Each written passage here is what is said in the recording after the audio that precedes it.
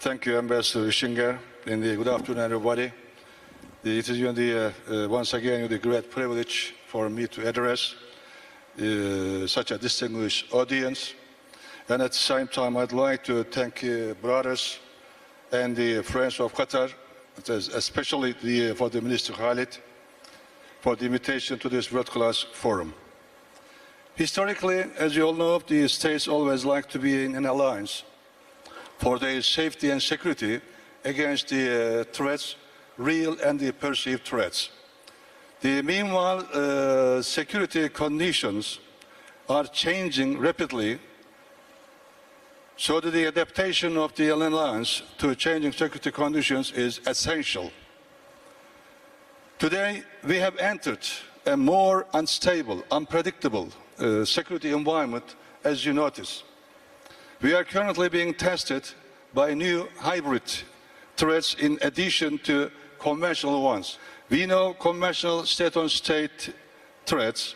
Now we have also terrorism, extremist ideologies all around, failed states, frozen conflicts, mass and irregular migration, and the climate change. Those are the issues that we have to deal with for our nation, for our alliance. Number of the refugees worldwide currently has reached 85 million. We can say, therefore, terrorism, extremism have gained ground. In the past, as you know, war was primarily a state activity. Now, the state-like actors and the proxies are also playing an important role. Sometimes they are even regarded as partners, unfortunately. Besides, terrorists use social media. This is another important point, to recruit individuals, spread their ideologies through the social media. So all of us, we should be very keen and very sensitive and very careful on this issue to stop them, to avoid that sort of things, and then to protect our young people, young generation, our people, from the effect, from the impact of that sort of groups. They use at the same time fake news. We are meeting every day, and the photos, videos to spread this information. Artificial intelligence, nanotechnology, and the autonomous systems also need to be reconsidered in the new security environment. Any crisis in one part of the world can easily become a global problem affecting all of us. Remember the chaos theory, the butterfly effect. Clearly, global problems require global solutions. Therefore, maintaining alliances still remains crucial for security and the peace. So is dialogue and the multilateral cooperation as well.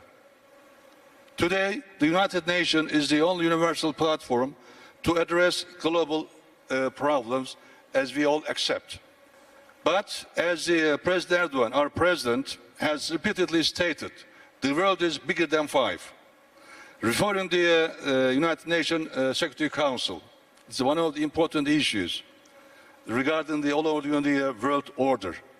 We all know the most prominent and the successful, meanwhile, we all know the most prominent and the successful alliance in history is NATO. This is another important reality of our life. We also know to be stronger alliance, you need stronger members. But as a note, this is in parentheses, nowadays unfair export restrictions by our allies against my country affect not just Turkey, but also the alliance NATO. So we are communicating with my counterparts in every opportunity to lift that sort of the restrictions, and some of them already started, and then we expect the rest of the allied countries to do the same in the upcoming close near future. Of course, it is possible to be a deterrent military with well-trained personnel, but at the same time, you need a strong defense industry to deal with those sort of the threats and the risk against you and against your country. I would like to point out a few notes on Turkey now. Proudly, I can tell you that the Turkish defense industry has grown in quality and size within the recent decades. Under the leadership of President Erdogan, we have achieved excellent results so far. Currently, the rate of the domestic production is 80%.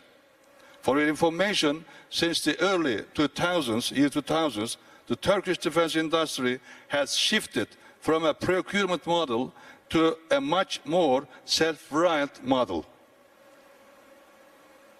In brief, no doubt, Turkey continues to fulfill all her responsibilities for NATO, allies, friends, and partners. And Turkey will remain an active, constructive, and the unwavering member of NATO from the Balkans to the Middle East, Afghanistan, and from the Caucasus to Africa and beyond. But in the last 30 years, for your information, many of the crises, unfortunately, happened around my country. In other words, Turkey is protecting the southeastern borders of NATO, Europe, and the European Union. In all these crises, Turkey has always worked for peace, stability, and security, not only for ourselves, but also for everybody, for all the nations. Regarding Ukraine now, since the beginning of that crisis between Russia and Ukraine, or about the war, President Erdogan has been in contact with the leaders of the Ukraine and Russia. Similarly, Turkish ministers and officials ourselves, they have been in regular contact with the counterparts from the Ukraine and Russia. Meanwhile, the foreign ministers of Ukraine and Russia met in Antalya, as you noticed. This was an important step for everybody, not only for Russia and Ukraine, but for the whole Europe, to be able to find a solution to the ongoing problem. I'm also in regular contact with the Minister Reznikov and the Minister Shoigu to find a way out. First, immediate ceasefire and also evacuation of the civilians.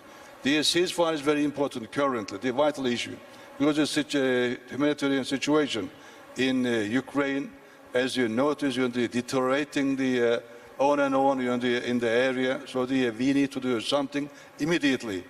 We had already started to provide humanitarian aid before Russian attacks. As part of our humanitarian aid efforts, we sent aid with the two A400 aircraft just on the 23rd of February. And since airspace was closed, these aircraft are still in Ukraine. Besides, almost 60 truckloads of emergency humanitarian aid were already sent, and more aid is on the way to Ukraine. At NATO summit last week, they happened in Brussels, as you know, Mr. President Erdogan reiterated our commitment to support Ukraine, including Ukraine's territorial integrity, political unity, and sovereignty. This should be well understood by everybody. While we are talking with the Russians, that doesn't mean we are ignoring that sort of principles, and also emphasized that we don't recognize the illegal annexation of the Crimea since 2014. Until now, we did all of those issues, and then until now, around 60,000 Ukrainians have already arrived in Turkey. And meanwhile, they repatriated around 16 Turkish nationals, and 13,000 from other nations already came to Turkey, and we are hosting all of them in our country. Of course, we understand refugee challenge, this important issue and an important point, into Eastern Europe. We know this very well from Syria.